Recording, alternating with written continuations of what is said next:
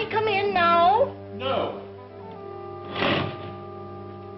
Well, I believe that's everything. I hope so. Yes, it's a lengthy business. You must be tired. I'm so excited. I wish we could take the youngster right home with us. When do you think we can expect to get him? Oh, well, Oh, just a minute. I'm afraid I forgot something. You have to sign these. These give us permission to check into every detail of your private life. Thank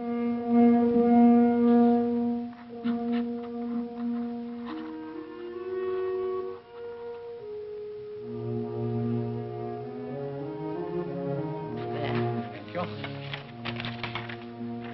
Thank you. Well, that does it, I think. I'm sorry to have kept you so long, but you understand that we must be most careful. After all, it's a child's life. Our investigation can't be too thorough. How long will it be? Well, it all depends. Matter of months, perhaps. But we'll keep you posted. Thank you very much. Eve, dear, we'll be late. Goodbye, and please hurry. Goodbye. Goodbye. Thank you. Goodbye. Bye.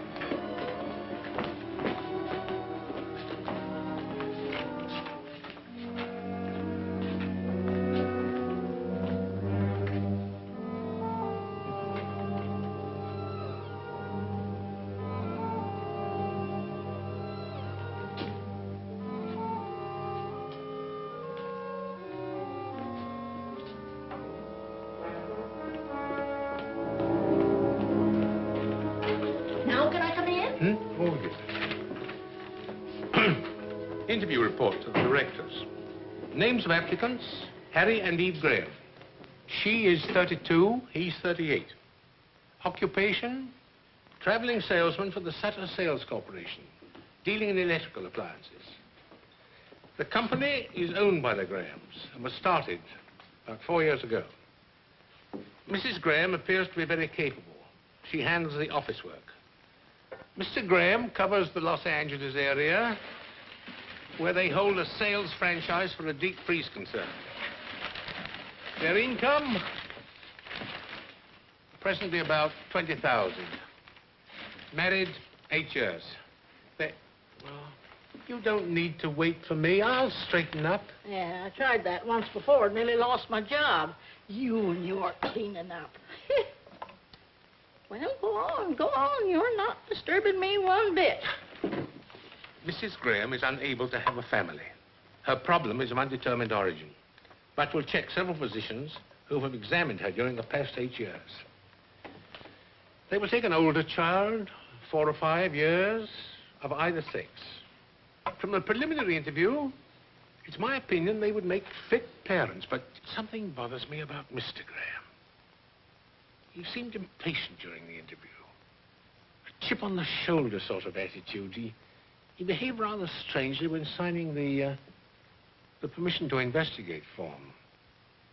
Perhaps this is my imagination. I'll report further when I visit the Grahams' home for the customary inspection next week. Phew. Well, that's that. If all the others was like you, there wouldn't be any babies given away in this state at all. Why are you such an old fuss budget, huh? If you had made a mistake once, you wouldn't want to ever let it happen again. Not where a child is involved. No. Well, goodbye, dearie. Eve Graham. 22 Sutter Street. And Harry Graham.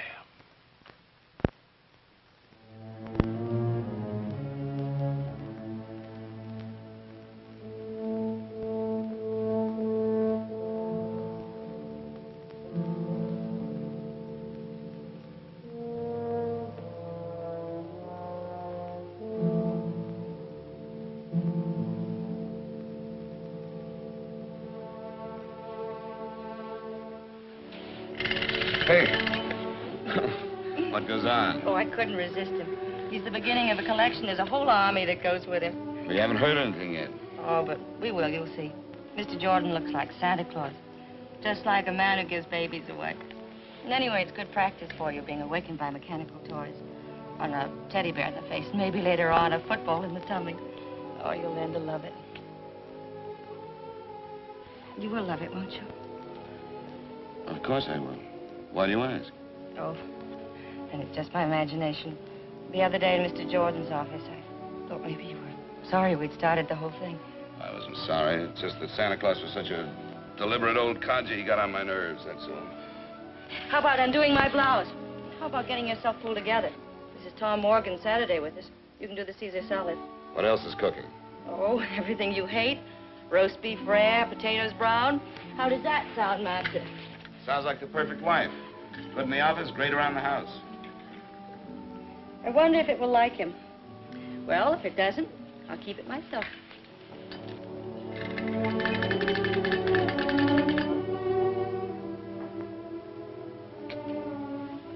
I remember other Saturday afternoons when it was always like this. A long time ago.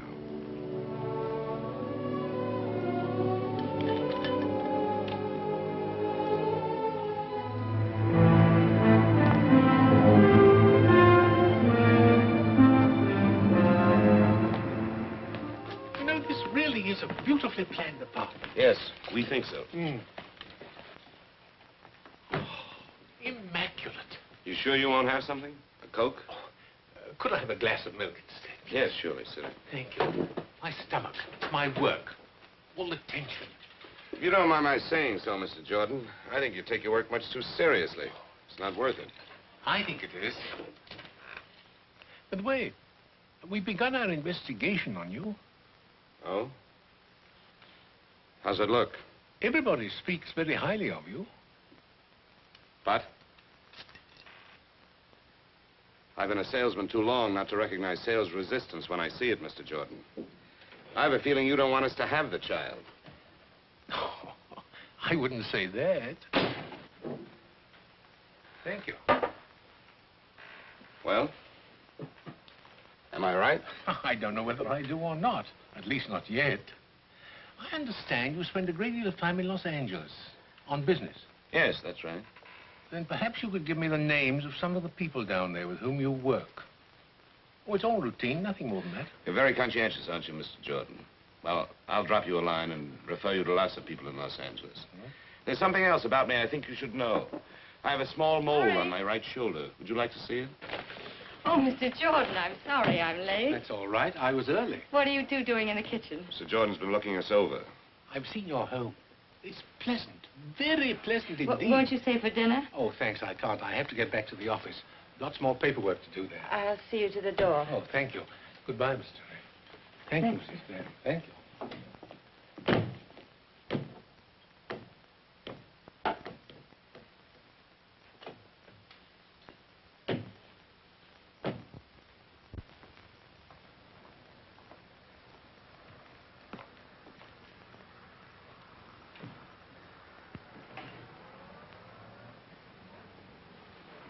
What happened between you two? Oh, I'm sorry.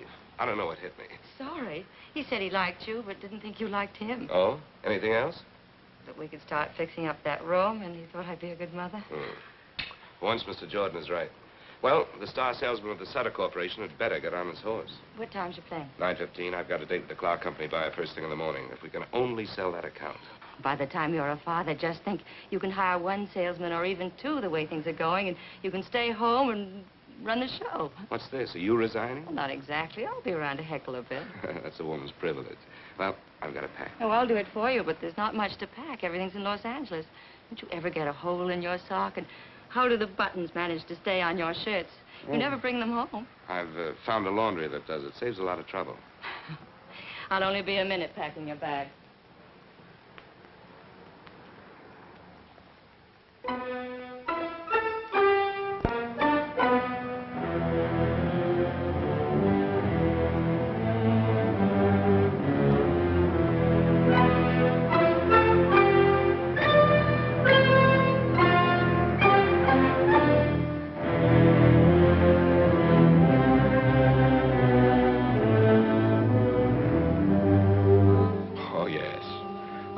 Graham very well.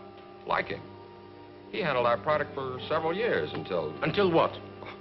We didn't fire him, if that's what you're getting at. He fired us. Got a better deal. I see. I'd give my shirt to get Graham back. And you can tell him I said so. Thank you.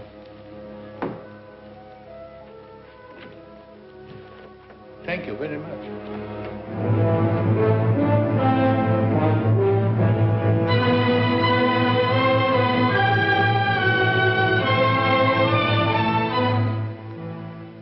You see, the Grahams wish to adopt a child, and we must have certain information. Well, isn't that nice?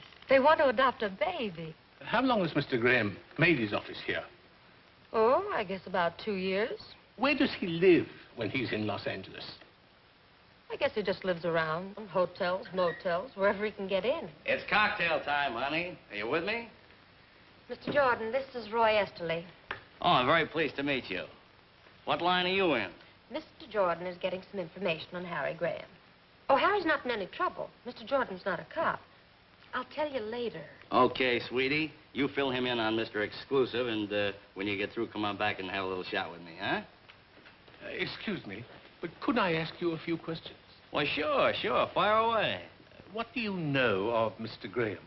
Oh, he's a good guy. But you called him Mr. Exclusive. Oh, well, I was kind of kidding, I guess. See, we never see him except here in the office, and of course, when he's here, he's buried in work. You know, I can't understand how a guy can live without a little social life. So he's not a playboy, like some cornballs I could mention. Playboy? He's the original invisible man. You never see him anywhere. He's not at the hotels, restaurants, nightclubs. Man comes to town, and just like that, he disappears. Mr. Jordan, I have an idea. I'm sure Harry will be calling in. You can get everything you want right from him. I'll call the hotels for you. Why don't you just sit over there at Harry's desk? Well, thank you, miss. Maybe I should see Mr. Graham after all. Yes, I'll wait. Oh, as long as you're going to all the trouble, would you kindly ask the hotel people when Mr. Graham was last registered? Surely, I could do that. Say, Mr. Jordan, your throat must get pretty dry asking all those questions. How about a little slug? Oh, you're very kind of you, but no thanks. Bob Vance never called, did he? No. That's good, because I don't want to talk to him. Hello? No, he's in Redlands. He'll be back the day after tomorrow. Yes, I'll have him call you.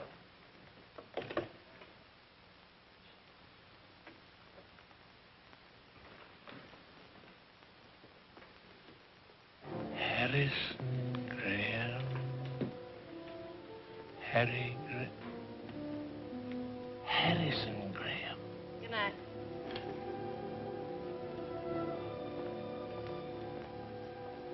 You've really got Harry Graham on your mind. I'm sorry it took so long, but the hotel's had a check. You know, it's funny, but he hasn't registered any of them for months. Several of them remember him.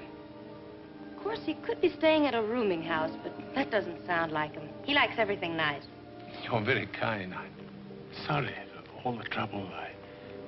By the way, is Mr. Graham known by any other name than Harry? No, his name is Harry. Look, Mr. Jordan, he was in yesterday, and I know I'll be hearing from him soon. Give me a number, and I'll have him call you. Or maybe you've gotten everything you need, huh? No, not yet.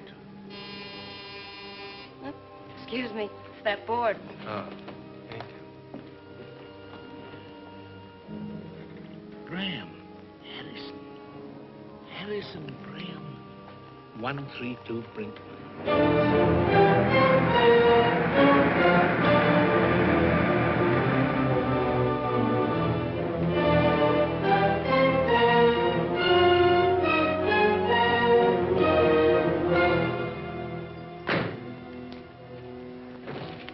Wait for me, please.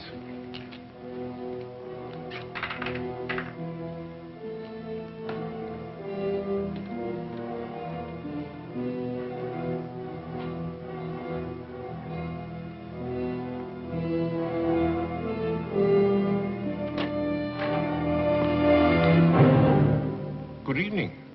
Hello. Aren't you a little off your beat? Well, I was coming to Los Angeles anyway for a meeting tomorrow. I'm reading a paper at a welfare convention. Oh, how nice. So while I was here, I've been doing a little checking up on you. Tell me, why are you listed in the telephone book under Harrison Graham?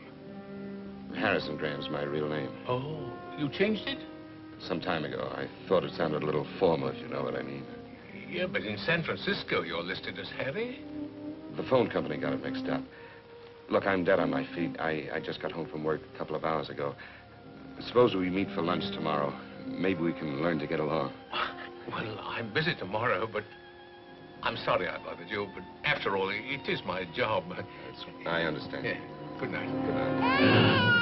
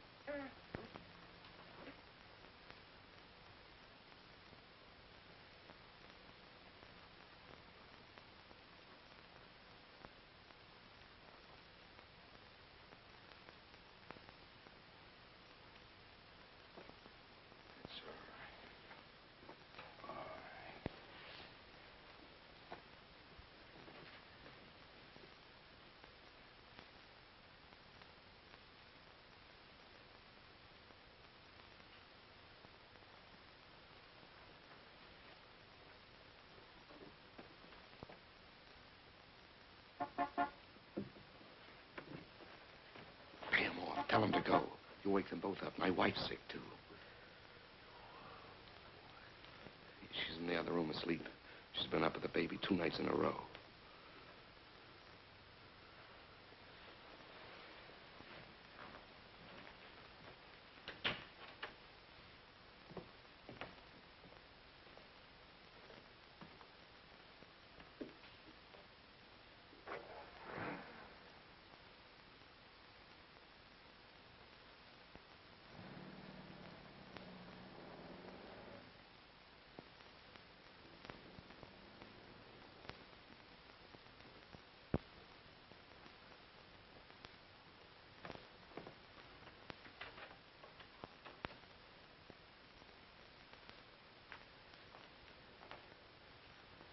How long has this double life of yours been going on? About 8 months. And you tried to adopt a child. What are you going to do? Call the police. You can't. Not now. Not with her like this. Please, I've got to try to make you understand. Please. I can't believe it. I can't. How could a man like you, successful, admired, get into a position as vile as this? How? I don't know. I don't know how. Loneliness, I guess.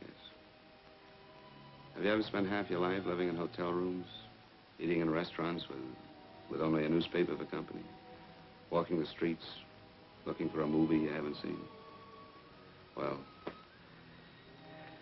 that's the way it was one Sunday afternoon when I was stuck in Los Angeles. Couldn't get home to spend the weekend with Eve. I called her, but we didn't talk about us.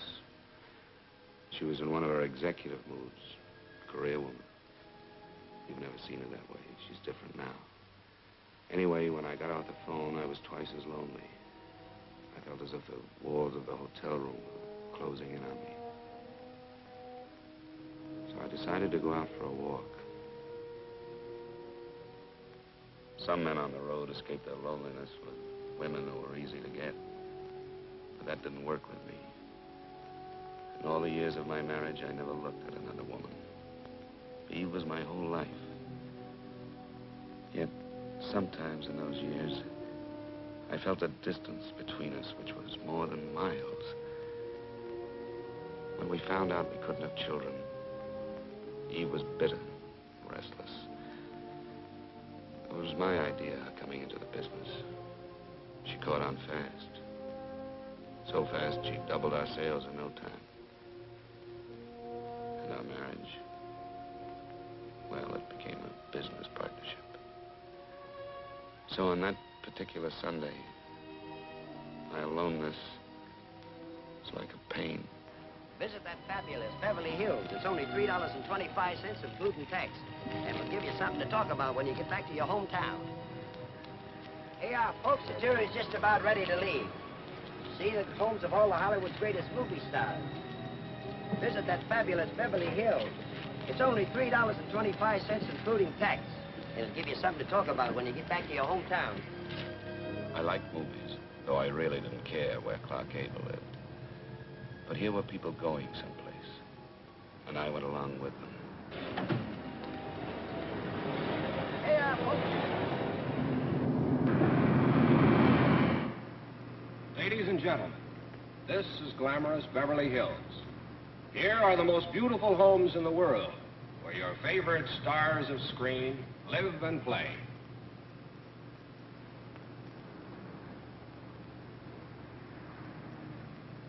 Over there is the home of a woman who knows Hollywood best, a lady who shares her secrets with millions, Luella Parsons.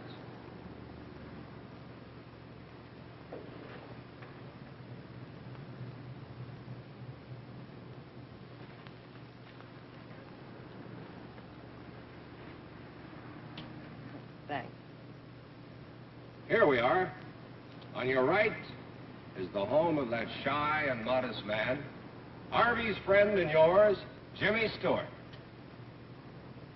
Now take a look on your left, and you'll see the home of that funny, funny man, Jack the Miser Benny.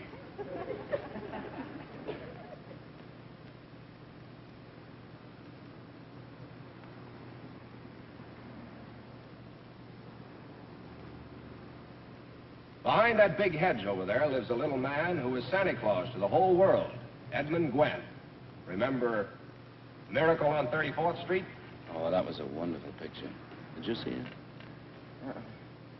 You missed something.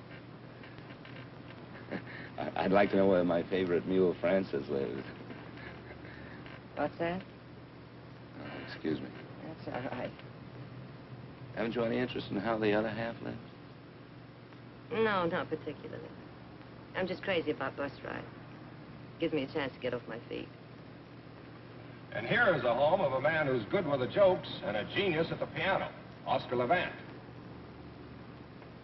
Oh, I heard him play a Gershwin concert once. He was just great. What is this, the story of your life?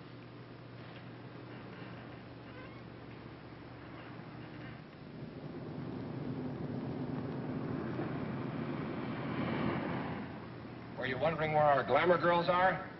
All right, here's your answer. On the right, you see the home of that fine actress, Barbara Stanwyck. The White House, also on the right, is where lovely Jane Wyman lives.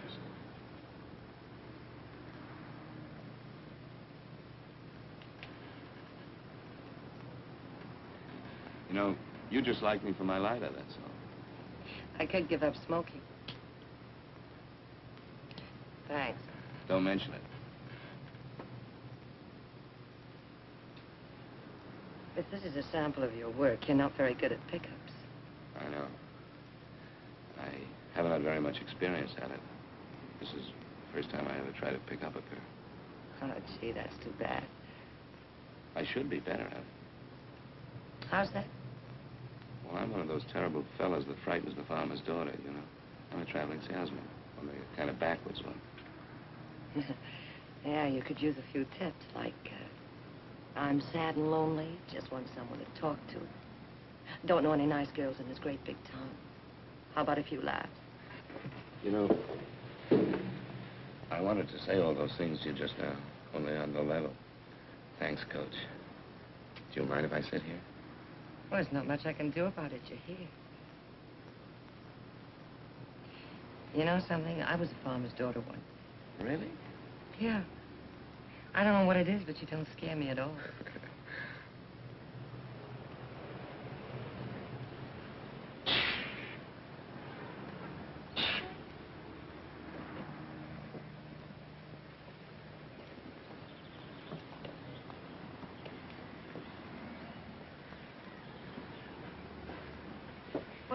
Thanks for the use of the lighter.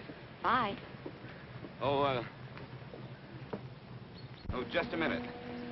In case you ever need a deep freeze, my name's Harry Graham from San Francisco. Oh, well, that's nice. Mine's Phyllis Martin from here. From here? This doesn't look like very good farmland. You told me you were a farmer's daughter.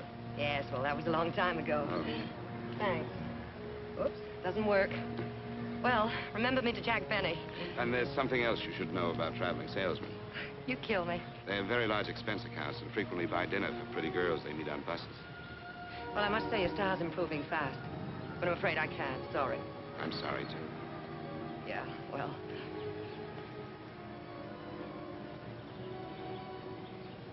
Do you like Chinese cooking? Sure. Why? Have you changed your mind? I know a place that has the greatest water chestnuts in town. If you can stand water chestnuts. I'm mad about them. Let's go. All right.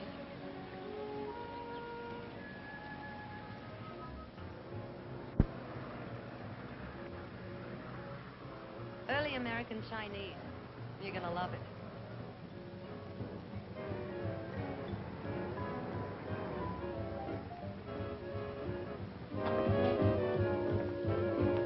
Cozy little place, isn't it? Do we have to eat here? Oh, yes, it's a must. Now, why don't you relax and I'll be back in a few minutes, huh? Hi, Sam. Good evening, Miss Martin. Good evening, sir. Will you take care of the gentleman for me? Right this way, sir. I'll have a drink at the bar while I'm waiting for the lady. Good.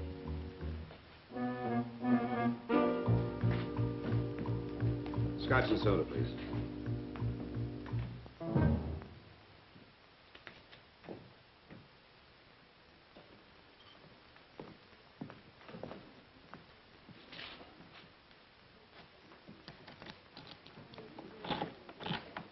Here you are, sir. Oh, thank you.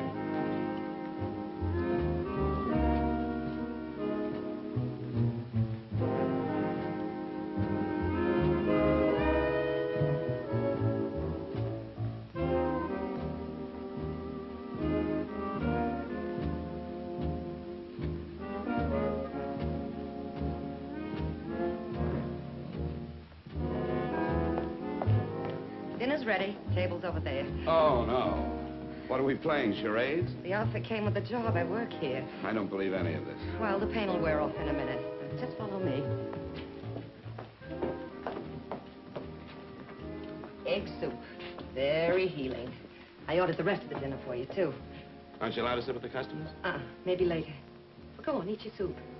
It's the only genuine Chinese dish we serve here. The guy who owns the place used to run a string of hot dog stands. His name's Hannigan. You sure you can't sit down? No, I can't. Try it. How was it? Tastes good. Say, where are all the people? Oh, Sundays are quiet. And all the rest of the week. How long have you been working here? About 6 months. I needed a job, and Hannigan needed someone to liven up the joint. You can see I've been a howling success. Come on, sit down, huh? No, I can't. Say, when'd you say that farm was? I didn't. Little place called Pennsylvania. How'd you get all the way to Los Angeles? Well, I wanted to see the world. So you started with China, huh? That's right. You know something? I've never heard of chop suey in China. You don't say. That's right. It's the house specialty here. And the next course, you can stand it.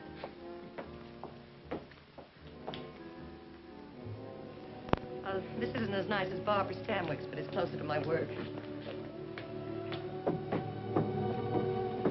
Here, let me. Oh, thanks.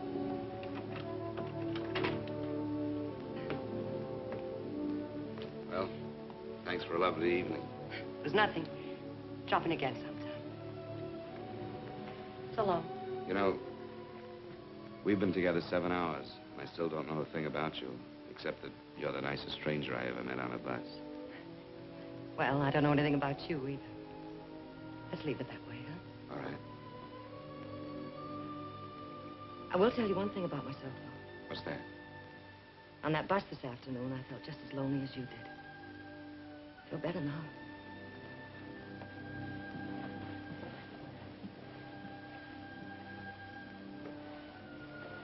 I guess all traveling salesmen aren't alike, huh?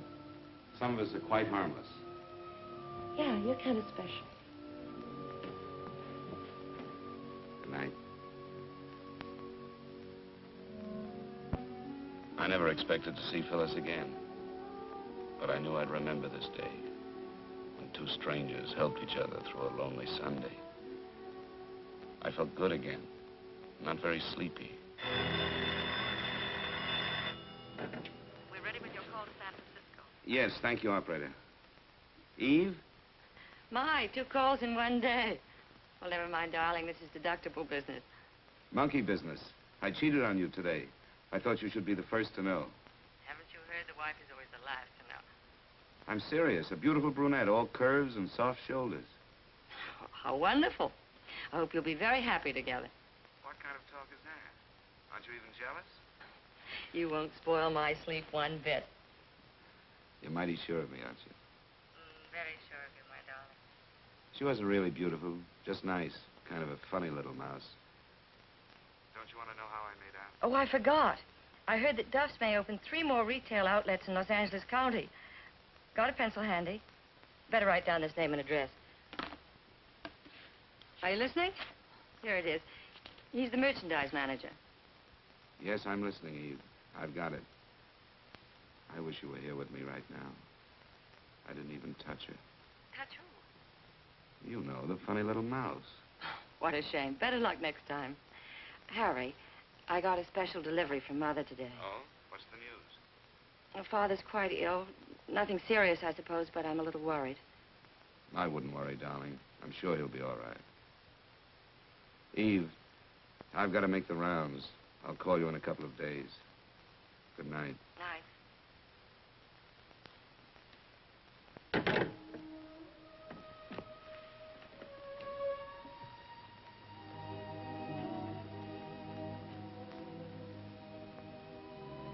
And in a couple of days, I did get home. Dead tired and a little bit sick of the deep freeze business. I only wanted a weekend with Eve. But she had other plans, big plans. Tom Morgan, our lawyer, was there. Carl Forbes. He was a buyer for the Redmond chain. I'd never been able to sell him. Then Eve decided she'd try the woman's touch. Why did you ever send your wife in to sell me? She packs quite a punch. Hadn't you heard? Eve's the brains, I'm the brawn. Oh, don't listen to him. I'm just Harry's little secretary trying to get along. I was afraid you'd ask me how the thing worked. Well, how does it work?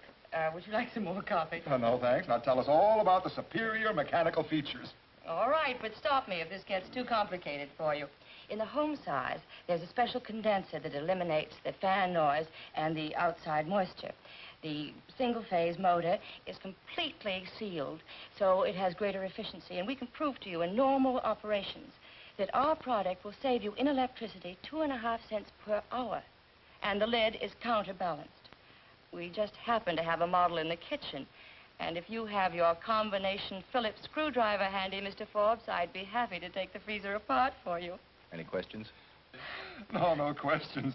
And no demonstrations, please. I'm convinced. At least almost. Perhaps another little brandy? Harry, Mr. Forbes would like some more brandy. Harry? Oh, of course. Sorry. Tom? No, thanks. No more. How about a little poker? The evening's so nice we might play on the terrace. I'm afraid of you, but I'm game. Me too. Oh.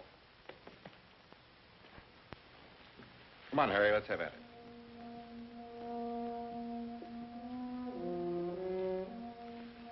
You know, I think we're really on our way. I'm sure we got Forbes. It's the power of a woman for you. Oh, I'm so happy. I'm so sleepy. Good night, darling. Eve, Hmm? I just figured something out. In the last month, we've been together 6 days and 14 hours, not counting when we're asleep. Doesn't make any sense. Did you hear me? 6 days and 14 hours.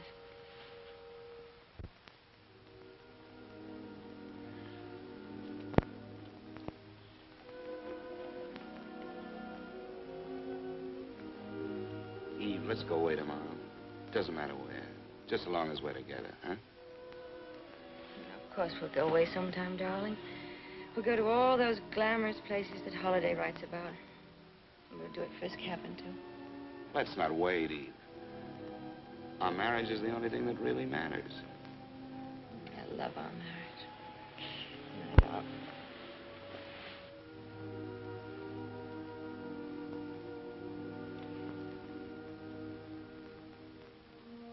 So I hit the road again. When I got back to Los Angeles, I found myself dropping into the Canton Cafe. 1 tea coming up, rice cakes, and your fortune free. Shall we go? The decorations are terrible, but the service is great. Oh, come on, sit down, huh? Just for once. You want me to lose my job? Oh. What does it say? You will travel far. Well, that's right in the button for a traveling salesman. There's another one. Uh-huh. Money and fortune await you. That's better. And the last one. Uh-huh. Dance and the world dances with you. Wow.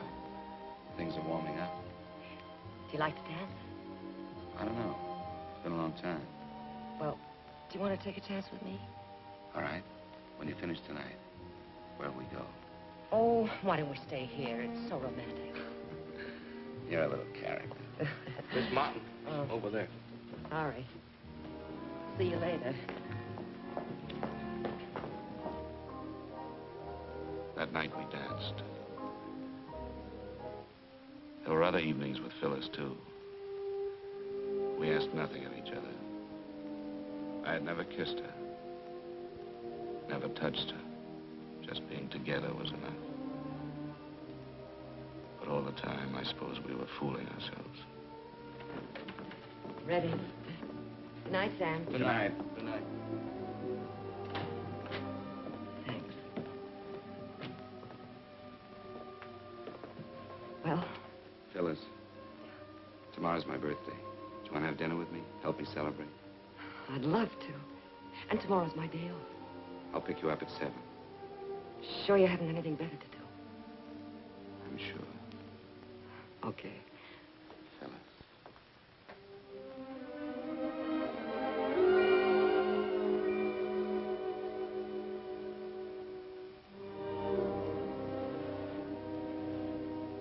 Good night, Harry. Good night.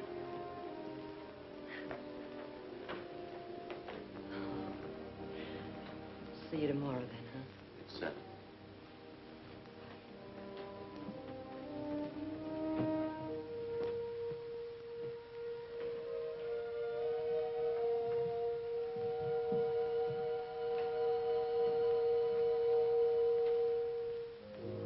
I spent my birthday trying not to think of Phyllis. Still, I felt her closeness. I was finding out that I was not the take-it-and-leave-it kind. I knew then I couldn't see Phyllis again, that night or any night. I felt like someone who walks away from the edge of a cliff, back onto solid ground. I felt pretty low, too, about walking out on her. But it was better this way. Much better. Come in. Tray's over there.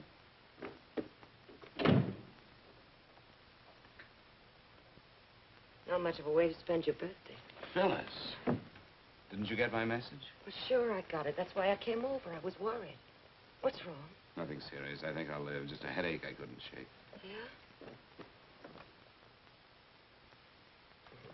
Feels better. Lots better. Oh, I brought you a birthday present. Nothing much. Just a Cadillac. Well, don't you want to open it? Sure, I'll open it. It's flashy, but I thought you'd like it. Smells good. I do like it. Thank you, Phyllis. Well, I may as well put a gift to work. Just close your eyes now. We'll take that headache away.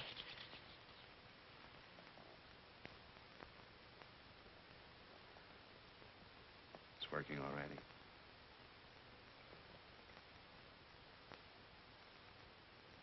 Any happy returns?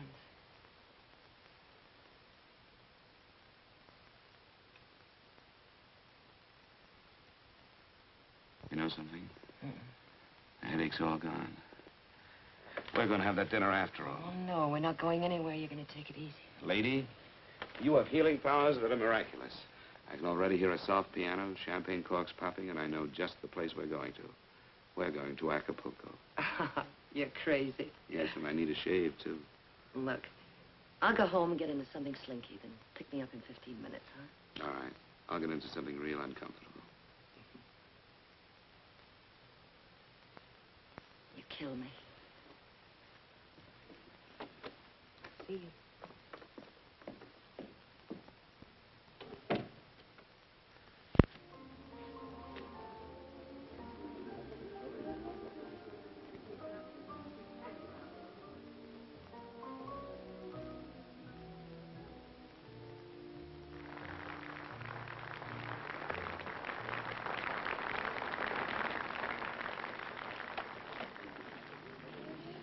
Oh, it's such a lovely night.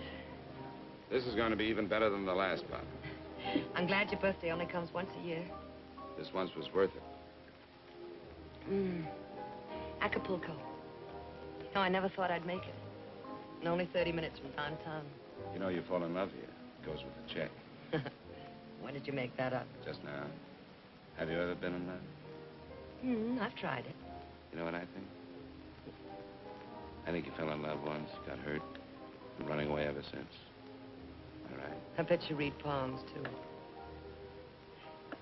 Yeah, he was with the occupation forces in Germany. You've heard of those Dear John letters, haven't you? Yeah, sure. Well, I got a Dear Phyllis. Seems I lost out to a little Fräulein. I guess all men are no good, huh? Oh, I don't know. I think there are one or two nice ones left in circulation. He's looking at you, Phyllis.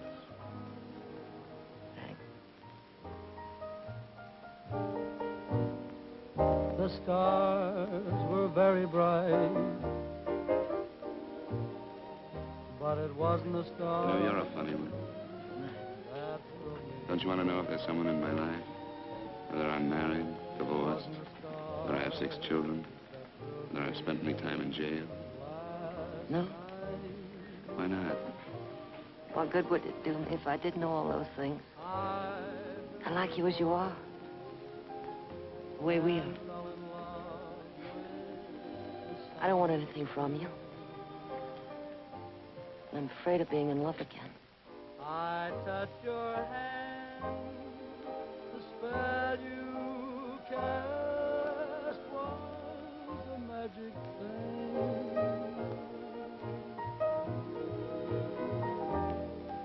We watched the moon in flight, but it wasn't the moon that thrilled me. No, it wasn't the moon that brought such delight.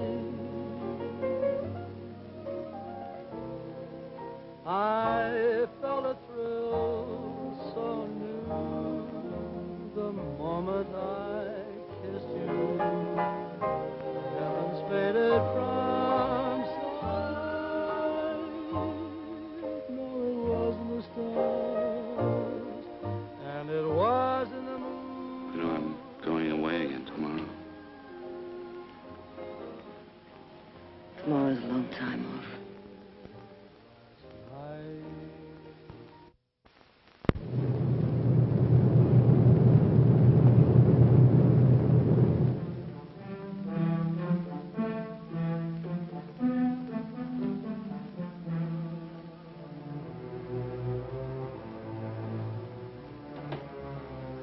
Eve?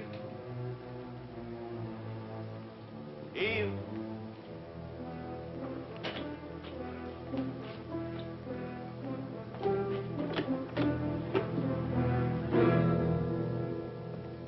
Eve? What's wrong? Darling, I'm so glad you're back. What's the matter? Father's had a heart attack. His condition's critical, and I have to go at once. Oh, poor baby. I'm sorry.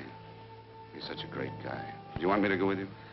Thanks, but you better stay here and take care of things. Anyway, I got the last seat on the plane. What time? 10 o'clock. I changed planes at New Orleans for Miami. What about money? All right, I cashed a check on the company. How was the trip? Pretty good. We got the Barlow account, but it took some doing. Good boy. Hartnell's in Ventura is complaining about factory deliveries. I got that all straightened out. Oh, fine. Well, I'll take care of the office here until you get back. If you need any help, call. I'll hop a plane. Maybe he'll pull out of it, huh? I hope so. Ooh, I almost forgot. Oh, lovely. You like it? I'm crazy about it. Put it on for me, will you? What do I have to thank for this? All that new work with Barlow's or that cute little mouse you told me about?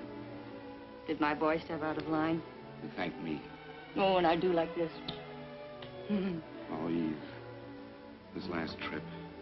It's so good being away from each other. How would you like me to be around all the time? Could you stand it? What do you mean? One of these days soon we'll put a man on. I've got my eye on a fellow. Oh, I think I'm going to cry. I should be so happy if it weren't that... Finish your packing, darling. I'll make us a couple of drinks.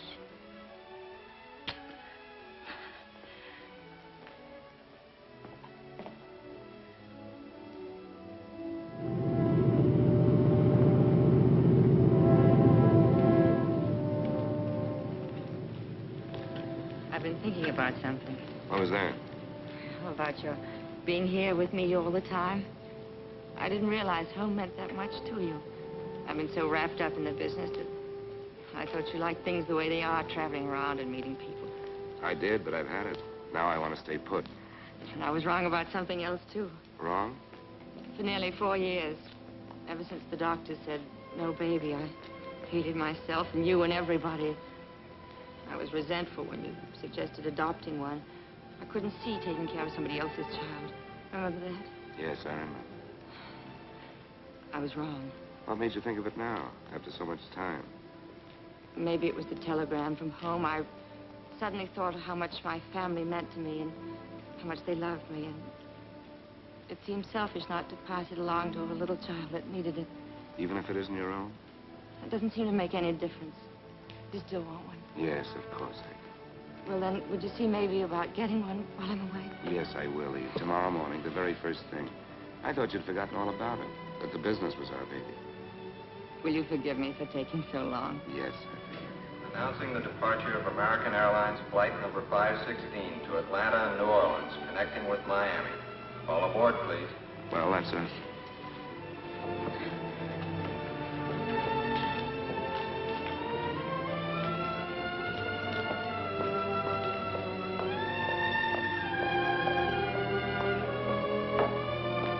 So that's how I first crossed your path, Mr. Jordan. I called you on the phone, wanting to know how to start. We wanted a little boy or a little girl. Didn't make any difference which. And we wanted it faster than any child had ever been adopted before. But you told me it wasn't as easy as all that. And how right you were. Yes. You wanted a ride, roughshod, over all our rules. Now, what changed you? What happened after that? I stayed close to the business, except for 3 flying trips to Florida. You see, Eve's father had improved, but it took a lot out of her mother. She collapsed. Went on month after month. There was nothing Eve could do except stay there. It had been over 3 months since I'd seen any of our accounts. The business showed it. I had to make the rounds. I did my work. I didn't see anybody but the customers in Los Angeles. Of course, I thought of Phyllis. I wanted to see her. But not the way I saw her the last time. Anyway, before I left town, I dropped in at the Canton Cafe.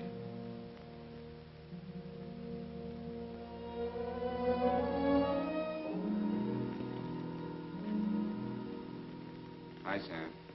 Hello, Mr. Crane. We miss you. Thanks, Sam. Miss Martin here? Phyllis?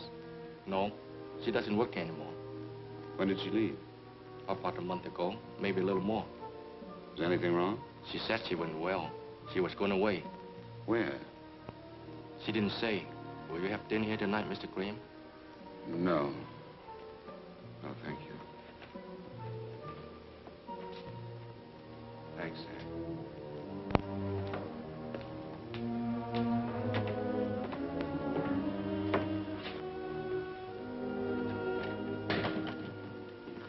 Yes? Is Miss Martin in? Miss Phyllis Martin. What do you want? My name's Harry Graham. I'm an old friend of hers. Does she still live here? She still lives here, but she isn't feeling well. She doesn't want to see anyone. Well, I've got to see her. You remember me, don't you, Mr. Graham? I've spoken to you on the phone several times. Oh, yeah. Yes, I remember. Come in. Thank you. I think she needs you. Her room's right up there, first on the left.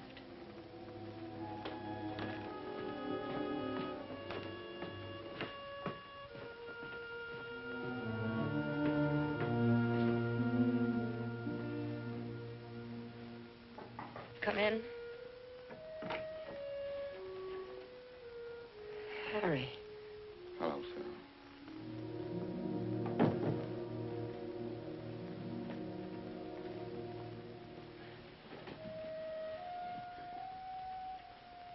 What's the trouble? Nothing. It's good to see you again. I just got back from San Francisco. I've been working there for the last few months. I went to the restaurant and they told me. And I had trouble getting past your guard downstairs. Well, now that you found me again, how are things in the deep freeze business? What was it? Hot water heaters? Phil. What did the landlady mean just now when she said she needs you? I don't know. Come on. Look, I don't need anybody. I can take care of myself. I'm a big girl now.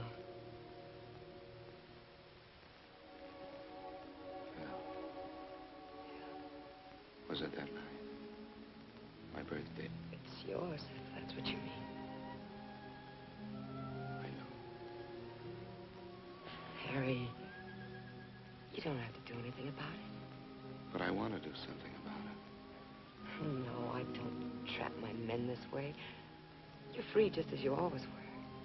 Why didn't you want to see me? What were you afraid of? I don't know. I guess maybe I was afraid you wouldn't want me to have it. I don't think I could stand that. You see, I never had anything of my own until now. Don't be afraid. Of course I want you to have the baby. I'll take care of everything. Don't worry. No. I've got some things to do. You stay here and rest a while. I'll be back later. Good. And Phil, I'm glad, terribly glad I found you. So am I. Come on.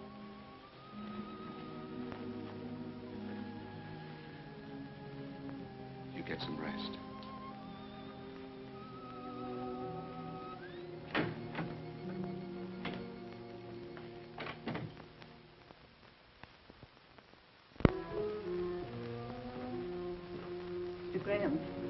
Mr. Graham, this is Dr. Wallace. He's taking care of Phyllis. I was just going up to see her. How is she, Doctor?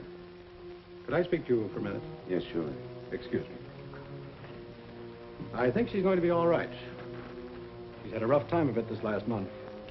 2 transfusions. And she's not very strong to start with. Then there's the mental, emotional state to contend with. You can understand. Yes, I understand.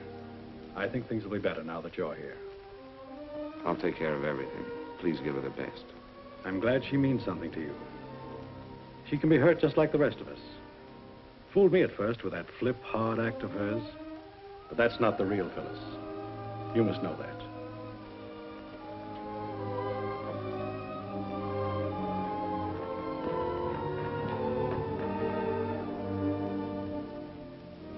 How can a man call a woman his wife for 8 years? Someone whom you love, who loves you. How can you call her and tell her that you must have a divorce? Worse than that, you've been unfaithful. You're going to be a father. How can you hurt someone so much?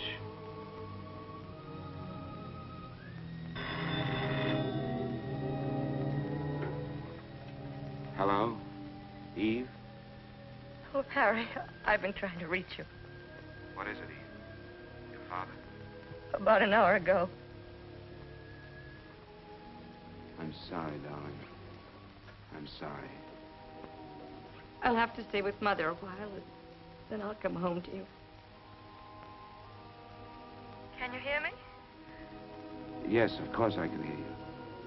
Are you all right, Harry? Yes, of course I'm all right, Eve.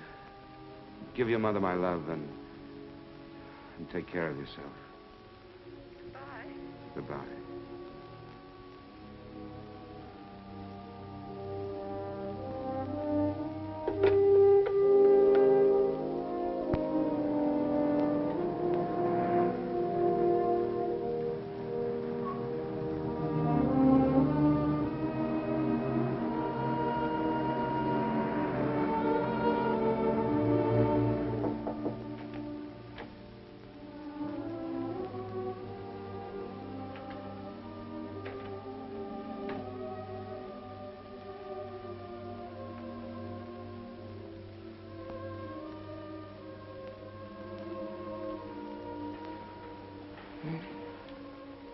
Hello, Phil. Oh. I forgot to ask you something. Yeah, what was that? Will you marry me? No. Not this way. I'm not asking you. I'm asking you.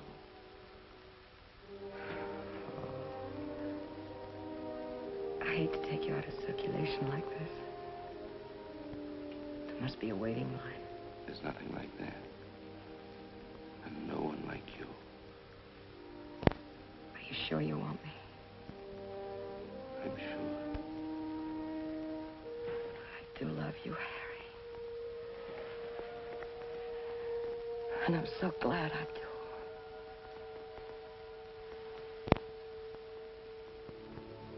I stayed with her until she fell asleep.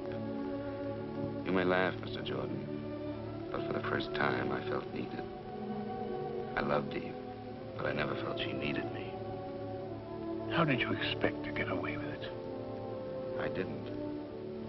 What did you do when Mrs. Graham came home a few weeks after your other marriage? Why didn't you tell her then? Wasn't that the plan? Yes, that was the plan. That was also the time when you came in again, Mr. Jordan.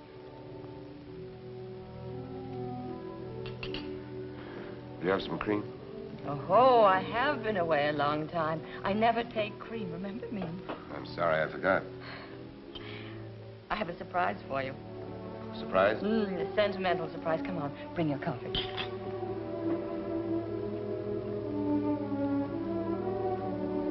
Eve, there's some things we've got to talk about. Father wanted you to have this watch. It was grandfather's, and then when Father and Mother married, it was a wedding gift to the groom. Grandfather said that having a watch and chain made a man feel more like a man, sort of like a mustache cuff, I suppose. I wish I could have thanked him for it. Well, he told me to tell you to take very good care of it because it should be passed down to our son. He said it was a lucky watch and should be kept in circulation. Our son, I'm glad he didn't know how I let you down. You haven't let me down. You couldn't. Yes, I did. When I learned I couldn't have a child.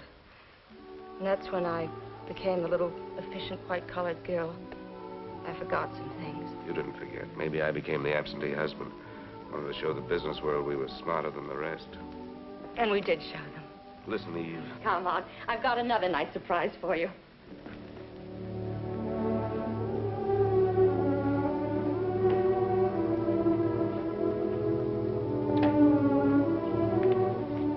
The light doesn't work. Leave the door open so we can see. I cleaned it up today. But don't worry about your golf clubs. I put all our junk in the closet and I stored the suitcases. Oh, I think it's going to be very nice when we get it fixed up. Go a little slower, Eve. I'm not with you. Remember Mr. Jordan? Mr. Jordan. When I left for Florida, you said you'd look into the adoption business, and you told me about Mr. Jordan. Oh, yes. Now I remember. I spoke to him on the phone. What about it? Well, that's a surprise. I called him this morning. He said he wanted to see us both, but he thought he could help us. Of course, it may be a while. Well, so you decided to go ahead and fix the place up? Well, I know it was impulsive, but I couldn't wait. I thought we'd put the bed here, and the chest of drawers over here, and one of those little rubber tubs in case he's too small to use ours. Like it. You still do want a child, don't you? Is adopting a baby terribly important to you? Oh, yes. More important than I ever knew before. Except for you, it would mean everything to me. All right. I guess we'll go see Mr. Jordan.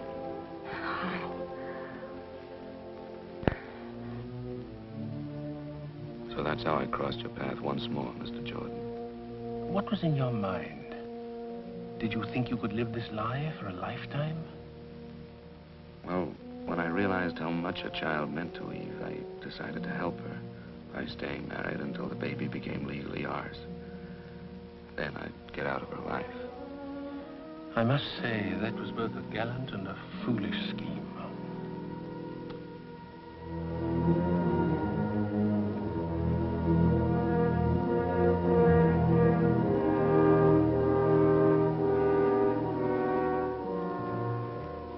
Those were months of panic, fear. Like the night my son was born prematurely, just as the doctor predicted.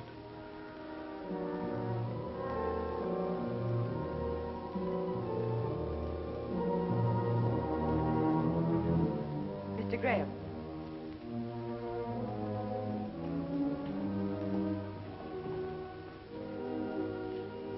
Mr. Graham, you have a little boy. You can see him through the window down there.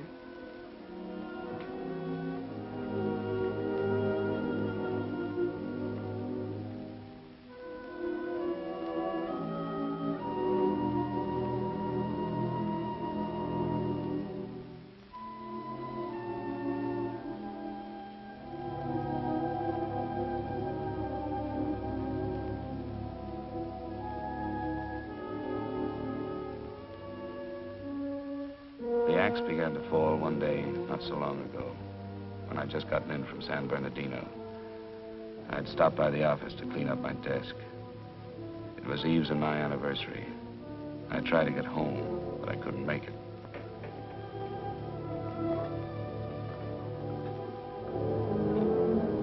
Is there a man in this joint that's been married 8 years? Eve. Don't look so shocked. I'm your anniversary present. I almost didn't find you. I called all the hotels you've ever stayed in. Where are you staying? Oh, I'm not. I just got back from San Bernardino. Did you get my flowers? Oh, I didn't wait for that. I got your wire and decided something should be done about it, so here I am. Aren't you glad? Of course I am. I was just about to call you. Oh, never mind that. How about closing up the store and buying me a dinner? You bet I will. As a matter of fact, we're doing so well, I'll put it on the expense account. Let's get started on our ninth year.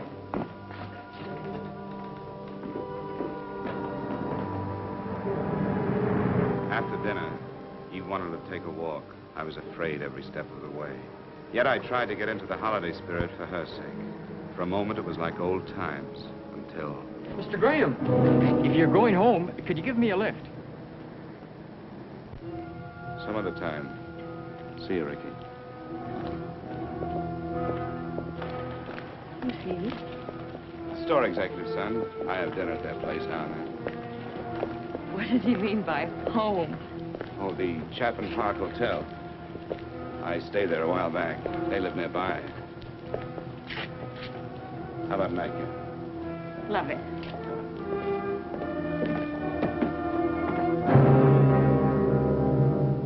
After I put Eve on the plane for San Francisco, I came home to Phyllis and more of my insane double life. I was beginning to act and think like a criminal, afraid to be found out, yet sick of deceit and lies. Hello, Phil.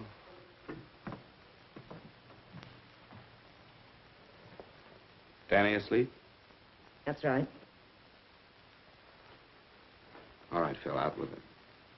Surprised you came back. What do you mean? Let it go. No, Phil. I won't let it go. I want you to tell me. All right? You must know I'm feeling a little cheap, that's all. Ricky. Worse than that, Ricky's mother. Oh, she couldn't wait to phone me all the grisly details. Made a wonderful story out of it. You know, just like the Sunday papers. Husband supposed to be out of town. Secretly meets another woman. Secretly. He might have done a neater job of it, Harry. Yes. Yes, you're right. Getting awfully excited over one, aren't I? There must have been others. No, no others. Well, that's a comfort. I'm behaving like a fool. After all, I dragged you into this marriage. Stop it. Don't say that. It's not true, and you know it. Leave me alone, will you? Listen to me. There's something I've got to tell you. Please. Just leave me alone. Phil, you must listen. Harry, get out, will you? Phil. Get out.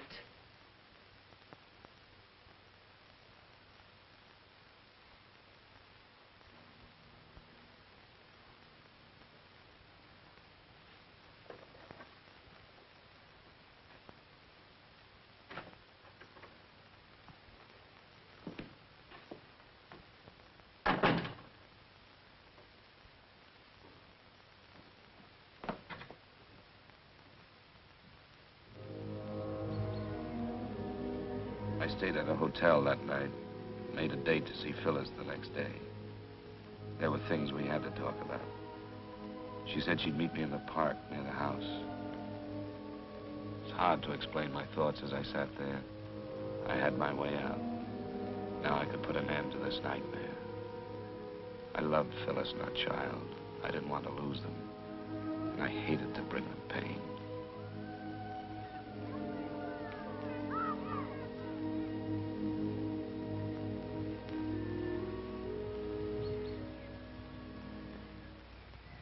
Hello, Phyllis. Hi. Cigarette? No, thanks. How's Daddy? He's fine. I had Miss Higgins come over and sit with him. You look tired. Yeah? Well, I didn't sleep too well last night. Neither did I. What did you want to talk about, Harry? I've been thinking I could manage $85 a week. Can you and Danny make it? Sure. You can get the divorce and all that. I'll pay for everything.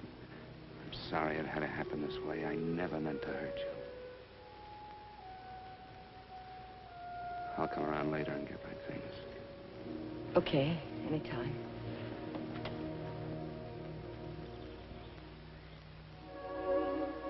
Goodbye, Phil. Goodbye. Harry. This is crazy. I can't go through with it. I guess you just gave my ego a kick. Will you forgive me? I do love you so. You big lug. You know why I didn't sleep last night? I kept thinking about our marriage. You know, the way we got into it. It wasn't fair to you. Don't say that, Phil. Never, do you hear me? Please, take me home, will you? You really want me to? Oh, yes. We need you. Come on.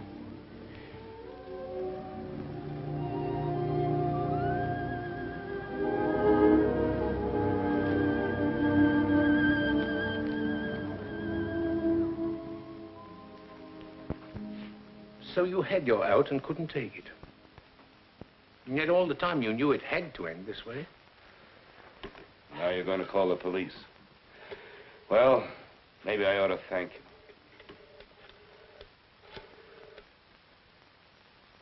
I'd like a taxi at 132 Brinkman Street, please. That's right, thank you. I'm not a policeman. It's not my duty to do anything but see that the juvenile wards of the state of California are given decent homes. I'll pick up my taxi outside.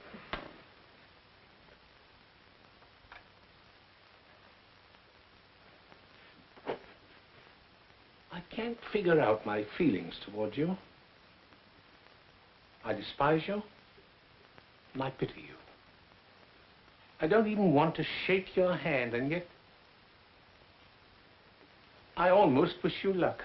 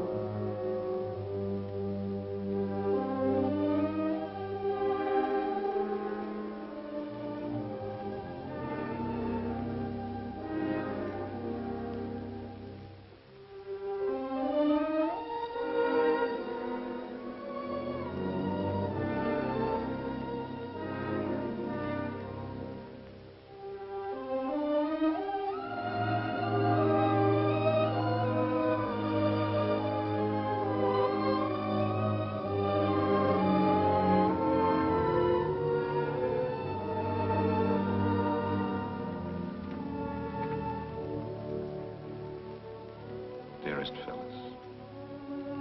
Just a moment ago, I watched your sweet face as you slept, knowing I had to hurt you again. And when I tried to say goodbye to Danny, it was almost unbearable. I cannot expect you to understand what I'm about to tell you.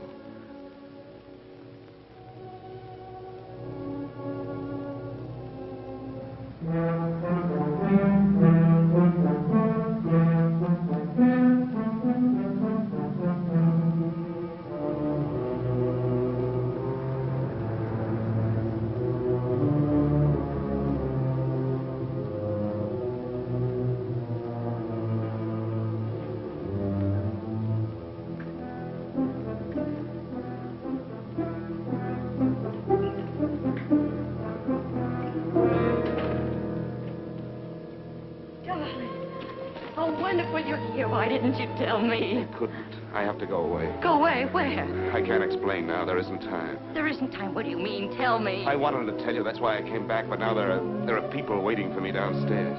People? What are you saying? All I can do is pray that one day you'll forgive me. Try to remember one thing.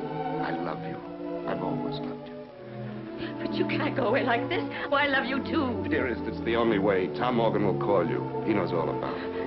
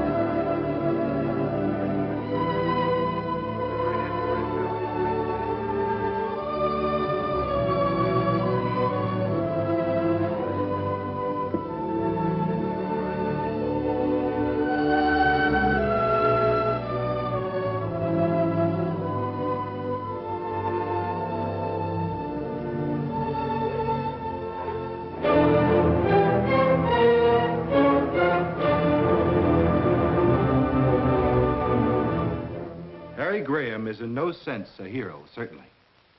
But neither is he a monster. He's an ordinary man that made one terrible mistake. In this case, there's a peculiar sense of irony. If Harry Graham had taken Phyllis Martin as his mistress, some people would have winked an eye and turned their head. But because he gave her and the child she bore him his name and an honorable place in the community, he must be utterly destroyed. Now, I don't deny that the defendant should be punished. But I do believe that in this case, punishment might well be tempered with mercy. Thank you. As the prosecutor has pointed out, there are many bigamous marriages going on that nobody knows about. The prosecutor is also quite correct in observing that this is a condition which strikes at the very roots of our society. Please stop it. I'm guilty. Why go on talking about it? As the counsel for the defense has brought out, there's irony in this case, tragic irony. I suspect that the defendant may have even loved both these women. Perhaps he even needed them both. I also suspect that he may now have lost them both. When he's once more a free man, it won't be a question of which woman he'll go back to, but rather which woman will take him back. That decision is theirs. Under any circumstances, he'll be forced to continue to support them both, and he will legalize the status of his son by naming him in his will. These are decent women, Mr. Graham. You're basically a decent man, and that's the whole point. When a man, even with the best intentions, breaks the moral laws we live by, we really don't need man-made laws to punish him. He'll find out that the penalty of the court is always the smallest punishment. Sentence will be passed by this court 1 week from this day at 11 a.m. The court is adjourned.